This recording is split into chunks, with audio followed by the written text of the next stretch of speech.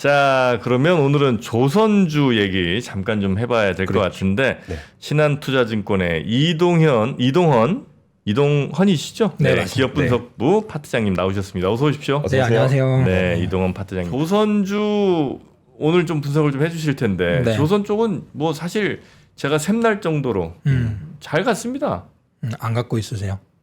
왜냐면 제가 팔았어요. 제가 아, 작년 초인가 하여튼 그 한조해 한국조선해양 12만 원인가 그때 팔았거든요. 네. 더블 가더라고요. 네, 지금 23만 5천 원입니다. 제가 한 2년인가 들고 있다가 너무 네. 열받아서 이제 왜냐면 제가 10만 원쯤에 이제 들어갔거든요. 네. 그랬다가 계속 6만 7만 원 막 8만 이랬잖아요. 네. 그렇게 한 참 보내다가 10만 원 넘기를 바로 그냥 했는데 계속 가더라고요. 지금도 그런 고민하시는 분 많을 거예요. 갖고 계신 분들도 그렇고. 네. 그래서 이제 많이 올라온 건가 아니면 옛날 우리 조선 생각하면 또 뭐 끝도 없이 그냥 40, 50 막 이렇게 가는 그 시절이 있었으니까. 네. 근데 그렇게까지 가기는 쉽지 않잖아요, 이제는. 그게 소위 이제 엇박자가 나는 거죠. 투자하는 거랑 네. 회사의 상황이랑 이렇게 봤을 때. 근데 작년 한 해 그런 뭐 기관 투자자분들도 그런 경우가 되게 많았어요. 좋다고 생각하는 타이밍에서 생각보다 횡보를 하고 전혀 방심하고 있는 상황에서 주가가 급등하고 이게 어떻게 보면 한 3년간에 계속 그런 흐름이었고요.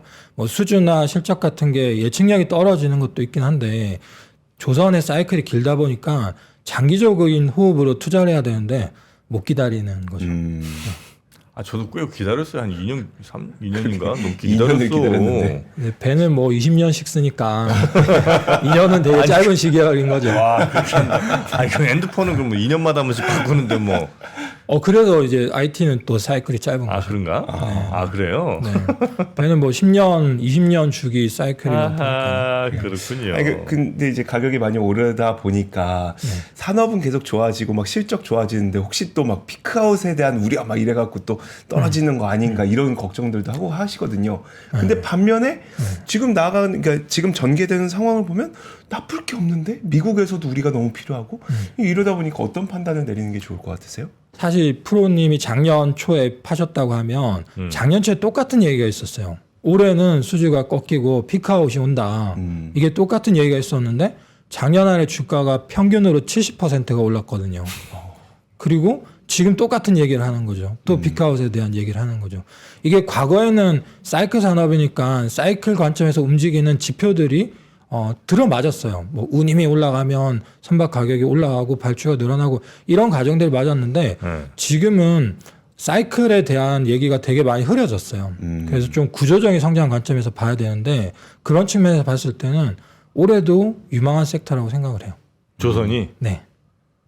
그 호재 참 많이 나오고, 뭐, 저는 좀 잘 모릅니다만, 이 정도면 상당히 많이 반영을 한 것 같다는 느낌은 들긴 하거든요. 네. 그럼 여기에서 추가로 막 더 호재가 빵빵빵 터져야 이보다 더 갈 거 아니에요? 네. 그럴 호재가 있어요, 지금? 그런 얘기들이 이제 계속 쌓여가고 있는 거죠. 사실 이 부분에 대해서는 네. 저도 한계가 있어요. 왜냐하면 기존의 조선업의 수요 공급이랑 업황이라고 하는 뭐 실적 그리고 전 세계 경기 분위기 이런 거를 예측을 했지 지금 미국에서 한국이랑 조선 협력한다. 뭐 앞타임에서도 그런 얘기 잠깐 뉴스로 전했는데 이런 부분에 대해서는 사실 가보지 않은 길이거든요. 한국이 미국에 군함 MRO를 한다. 방산물질을 수출한다. 과거에 전례가 없던 사례예요. 그래서 이런 게 얼마나 크게 확대가 될지에 대해서 예측을 해 나가고 있는 시점이에요. 아직 그 빙산의 일각 정도밖에 안 보인 거다. 네. 사실 저도 우리가 뉴스가 막 터져요. 그럼 그 주가가 막 올라. 근데 생각보다 그 뉴스가 현실화되는 데까지 시간이 오래 걸려. 그래서 주가가 또 빠져. 그 이 기간이 너무 힘들어서 팔았어. 그랬더니 그때 현실화가 되면서 막 올라. 이게 딱 정프로님 그런 케이스.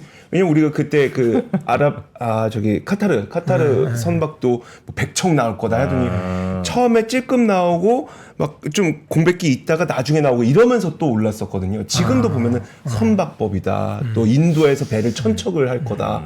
이런 것들 뉴스는 되게 좋은데 그런 일이 또 발생할까 아니면 지금 이렇게 가는 그대로 계속 타고 올라갈까 이런 것들은 좀 어떻게 보세요? 일단 두 개를 나눠서 봐야 되는데 첫 번째 말은 작년 상황 같은 경우에는 수요 공급이 있다고 했을 때 이 수요가 통상 경기 사이클에서 호황을 이끄는 주 요인이라고 생각을 할 수 있는 거죠. 네. 수요 공급이 가격을 결정할 테니까. 근데 공급에 대한 상황들이 되게 제약이 됐었어요. 뭐 카타르 LNG 운반선을 예를 들면은 통상 전 세계 LNG 운반선이 한 750척 정도가 운항이 되고 있거든요. 네. 원래 한 600척이었는데 한 3년 사이에 150척이 늘었어요. 근데 한 해에 이렇게 700척이라고 하면 20년을 사용한다고 하면 20으로 나누면 한 35척 정도가 발주가 나오는 거죠. 네. 그러면 과거 20년 평균하면 실제로 그 정도 발주가 나왔거든요. 네. 근데 22년에 아시는 것처럼 러시아 우크라이나 전쟁이 터지고 러시아에서 유럽으로 천연가스 관이 막히니까 LNG로 이제 이송을 해야 되니까 네. 중동이든 그렇죠. 미국이든 이런 수요가 폭발해서 2022년에만 190척의 LNG 선박 발주가 나왔어요. 평균 20 몇 척인데. 35척인데 아, 35척인데. 한 해에 190척이 나왔으니까 거의 뭐 6년치, 7년치 이런 물량이 쏟아져 나온 거예요. 네. 그런 상황에서 공급이 못 따라가는 거죠. 공급은 한국에서 다 해봐야 그 당시 한 60척 정도 만드는 네. 맥스였거든요. 그런 상황이었으니까 수요 공급이 깨어져서 이게 사이클이 정말 좋아진 거니까 요건 약간 과거의 얘기로 봤을 때는 예측 얘기 어느 정도 가능했어요. 네. 지금 이제 미국을 본다고 했을 때는 말씀하신 것처럼 지금은 사실 예측을 해가는 단계예요. 네. 미국의 군함을 유지보수하는 시장이 한 연간으로 20조 정도 될 것 같고 네. 신규로 건조하는 시장까지 하면 350조 정도 될 것 같고 네. 그리고 전략 상선단이라고 평소에는 화물선으로 운항을 하는데 네. 비상 상황이다, 전쟁을 해야 된다 또는 지원을 해야 된다 하면 그거를 이제 군함으로 대용으로 쓰는 요거까지 하면은 시장이 이제 더 큰 거죠. 그러니까 이 시장에서 얼마나 갈까 이 부분에 대해서 지금은 이제 예측을 시작하는 단계니까 네. 당연히 그 기대감들이 많이 반영될 테고 실질 효과들이 드러날 때 뭐 그거보다 예측보다 높다 낮다에 대해서 좀 더 디테일한 평가를 해야겠죠. 다만 큰 틀에서 봤을 때 아직 이게 네. 제대로 다 반영이 안 된 거는 맞다라는 게 지금의 그럼 입장. 제가 그러면 부정적인 시각에서 몇 가지 말씀을 좀 드리겠습니다. 아닌 거를 좀 반박을 해주시면 감사하겠습니다. 예전에 우리 허니버터칩 기억나죠? 네. 막 편의점마다 없어서 못 샀다고. 막 줄 서서 사람 막 예약 대기 걸어놓고 어떻게 됐어요? 지금 뭐 막 세 봉지 막 묶음 팔아. 그게 그때 그러면 그 공장들이 막 늘렸으면 어쩌면 이제 괜찮을 수도 있겠지. 네. 근데 막 고민하다가 나중에 공장 늘리니까 그때부터 안 팔리거든. 우리도 조선을 막 지금 공장 늘려서 지금 저 주문 들어온 거 다 소화할 수 있으면 난 그건 괜찮다고 봐요. 근데 네. 그렇게 될 수 있는 게 아니잖아요.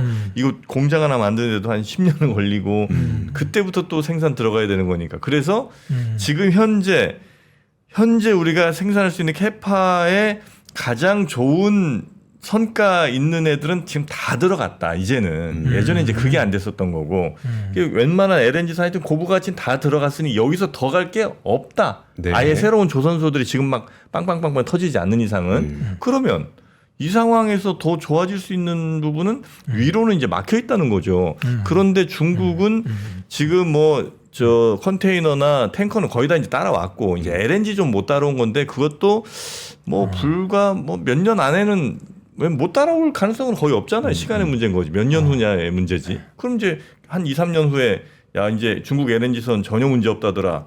뭐 우리랑 기술 차이 없다더라. 이런 뉴스 나올 때쯤 그때쯤이면 우리나라에서 줄 서서 기다리던 애들 골로 안 가리란 보장이 없고 뭐 미국에서 조금 뭐 안보 뭐 등등 하면서 중국 좀 치긴 해주겠지만 그런다 하더라도 그 대세 꺾기 어렵다. 그렇다면 우리 조선은 지금이 미지요 피크요 끝이다 라고 생각하는 사람들이 있을 수 있습니다.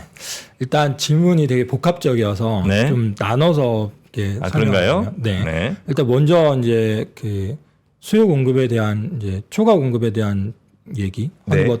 허니버터칩 요거는 이제 제품의 라인업을 가지고 설명을 드리고요. 중국과의 경쟁 관계 이거 너무 해묵은 질문이지만 뭐 중요하죠. 작년에 네. 중국의 수주를 너무 많이 가져갔으니까 이렇게 나눠서 얘기를 해볼게요. 일단 허니버터칩뿐만 아니라 많은 그 양산품이면 다들 수요 공급에 대한 뭐 시기마다의 서로의 우위를 보이는 거죠. 조선도 이제 공급자 우위 시장이냐 수요자 우위 시장이냐 이게 더 명확해요. 왜냐하면 허니버터칩은 대중이 소비하는 거고 유행이 지나가면 이렇지만 뭐 배라는 거는 공급자랑 수요자들이 그렇죠. 네, 네, 네, 네. B2B로 네. 명확히 아는 오랫동안 선박 뭐 개인이 배 한 척 사야지 이러지 않으니까 네. 그게 있는 거고 그래서 뭐 수요 공급에 대한 그 업앤다운으로 생각했을 때 물론 조선도 그 사이클이 굉장히 크게 있지만 뭐 요 부분에 대해서 조금 다른 점이 하나가 있고 그러니까 추가로 조선소를 더 만들 수는 없죠, 우리 지금 현재. 그 중국에서는 생기는 부분이 있는데 네. 한국의 주요 조선 사이트 울산, 거제, 목포를 봤을 때 이 울산이랑 거제 조선소는 70년대 맞는 거예요. 예. 그리고 목포에 있는 거는 90년대 맞는 건데 그 이후에 안 만들어졌다는 거는 그만큼 만들기가 어렵다는 거예요. 네, 네. 2000년 초반에 뭐 사이클 이렇게 해도 뭐 못 만들었지. 만드는 게 되게 어려워요. 그러니까. 그럼 미국 입장에서 봤을 때 네. 조선소 그냥 만들면 되지 왜 협력을 해? 내가 다 먹을 거야. 이렇게 생각할 수 있는데 네. 이 단순하게 야드나 도크라고 표현을 하는데 네. 조선소를 만들어 봤자 그 수많은 기자재 업체들의 밸류 체인들이 있어야 되고 네. 용접을 할 수 있는 인력들이 있어야 되고 그렇죠. 설계를 할 수 있는 역량들이 있어야 되는데 이 경험들이 굉장히 시간이 오래 걸린다는 거죠. 네. 그 투자를 할 바에는 협력하는 게 낫다 이런 거고요. 그다음 이제 제품의 포트폴리오를 보면은 상선 시장만 놓고 생각하면은 말씀하신 LNG 운반선이나 고부가치 선박이 이미 다 채워가지고 실적이 급증하는 구간에 진입을 했어요. 네. 그리고 이거는 옛날처럼 조선사들이 잔고가 쌓여 있다고 와 이제 돈이 막 들어오니까 사이클이 꺾이기 전에 내가 막 사업을 다각화하고 이익을 안정화시키기 위해서 노력을 해야 돼요. 이런 흥분 상태가 아니에요. 그거는 예전에 2000년 중후반에 중국 경기가 너무 좋아서 한국이 낙수 효과로 돈이 막 들어오니까 정신 못 차리고 흥분하던 그런 시절이랑 달라요. 네. 지금 냉정하게 얘기하면 전 세계 경기가 미국만 좋지 나머지 지역에서 네, 크게 안 맞습니다. 좋다는 걸 서로 아니까 그렇죠. 지금은 아직도 비용을 절감하고 생산성을 높여야 된다 이렇게 생각하고 보수적으로 접근을 해요. 그래서 네. 상선에 좋은 거는 계속 가는 상황이에요. 그리고 예전에 2010년대 중반에 문제가 됐던 게 해양 플랜트인데 네. 이거 이제 우리가 설계하고 뭐 해보겠다고 해가지고 네.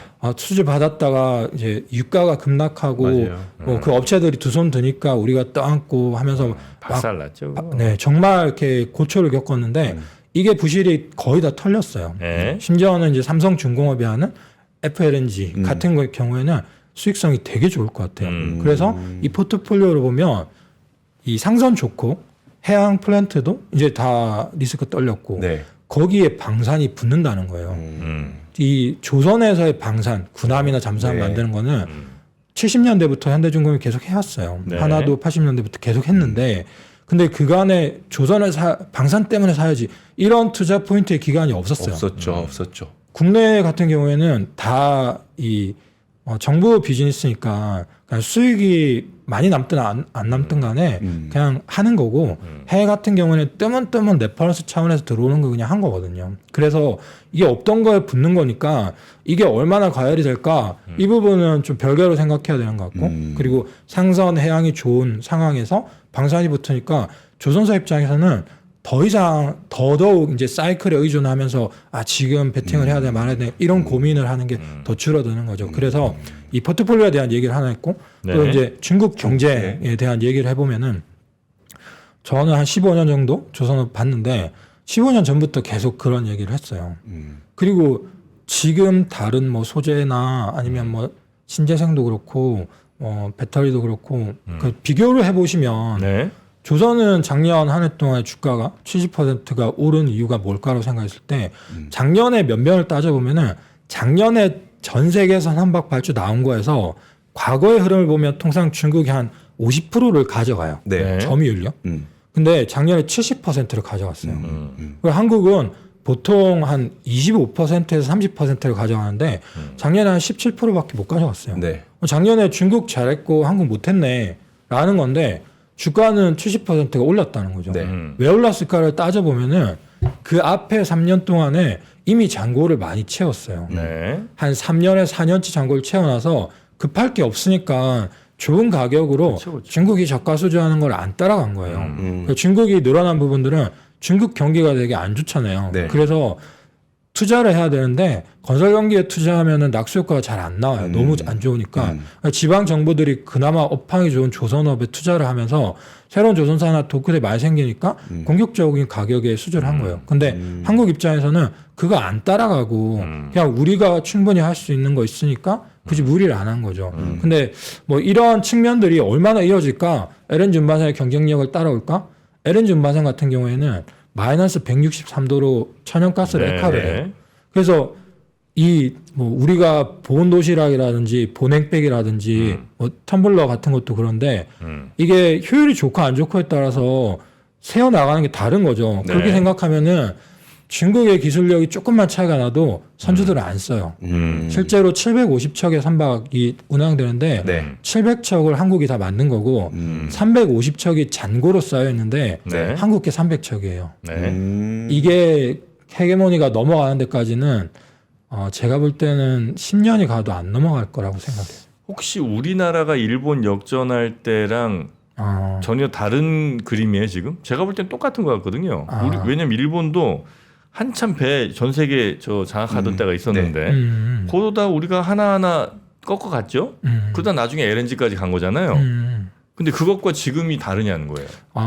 네, 다른 게 네. 일본 같은 경우에는 그 80년대에서 90년대에 넘어올 때 네? IT 산업이나 자기의 기술 가지고 할 수 있는 산업이 너무 많았어요.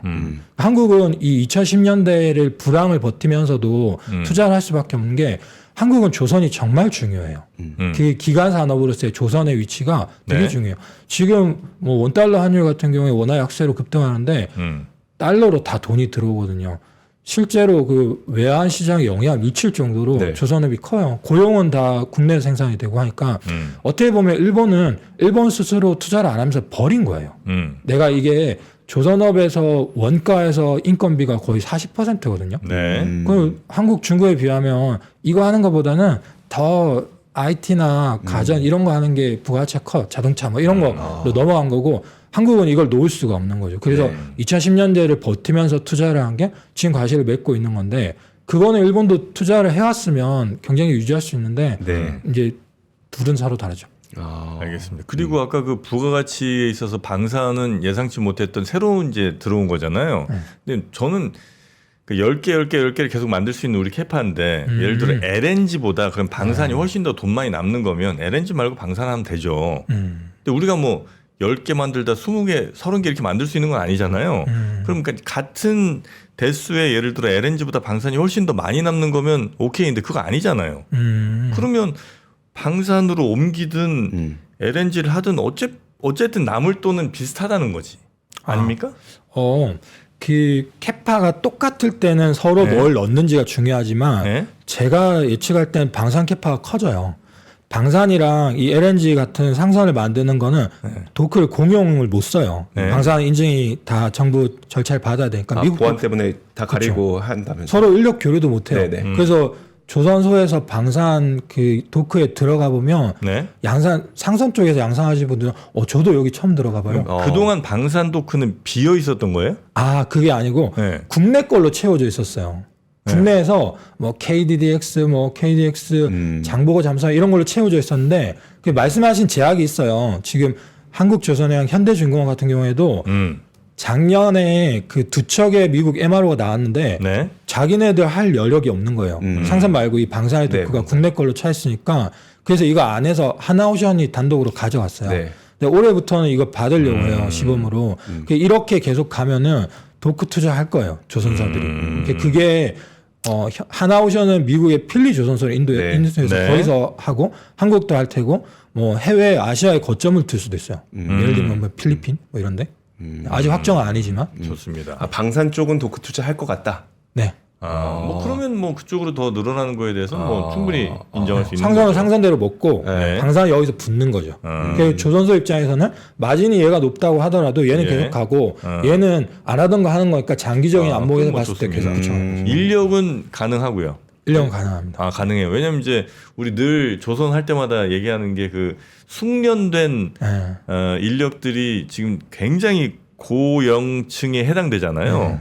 그래서 이분들이 언제까지 하실 수 있을지도 잘 모르겠다는 얘기를 이제 현장에서 많이 하시니까 정말 그 앞으로 10년 후에도 이분들이 계속 남아 있을 수는 없을 거 아닙니까? 근데 그럼 그 지금 한 3, 40대 되는 분들이 계속 열심히 많이 좀 들어와 주셔야 되는데 그 허리층이 지금 매우 빈약하다는 얘기는 좀 들었던 것 같거든요. 그 정말 중요한 포인트예요. 예. 왜냐하면 산업 중에서 자동화가 제일 안 되고 늦게 될 것 같은 게 조선이거든요. 네. 너무 크니까. 네. 근데 3년 동안에 그래서 조선소 인건비가 50% 올랐어요. 국내에서.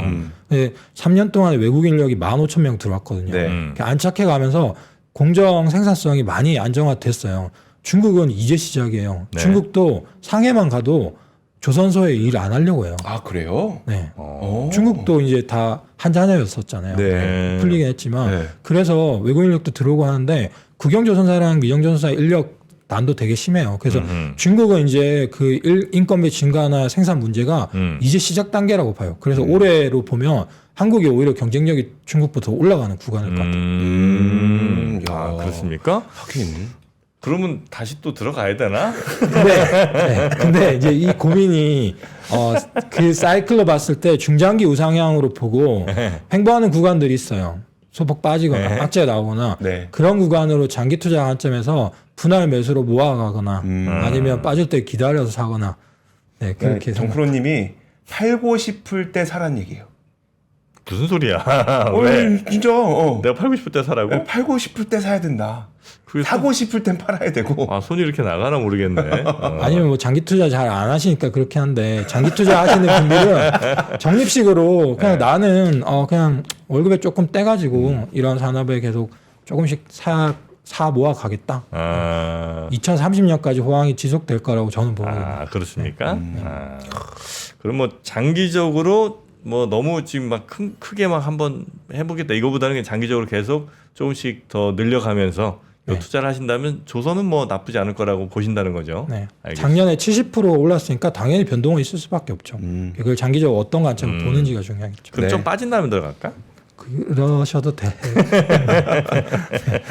자, 그러면 오늘 조선 이야기 뭐 요 정도면 네. 이 조선 관련된 궁금증들은 여러분과 많이 좀 해결을 그래. 해드린 것 같고요. 되게 다른 국가의 이야기까지 다각도로 해주셔서 저는 되게 재밌었어요. 아, 그렇습니까? 네. 일단 오늘 정프로님 질문도 되게 좋았어요. 네. 자, 이동헌 신한투자증권 기업분석부 파트장님과 함께 했는데 우리 조선 이야기 포함해서 또 기업 분석 다른 파트 많이 좀 하시죠? 네, 방산 전력기계 뭐 이런 것도 되게 좋습니다. 알겠습니다. 그때도 한번 좀 모시고 같이 재미있게 얘기해 보면 좋을 것 같습니다. 오늘 고생 많으셨습니다. 네, 감사합니다. 네, 고맙습니다.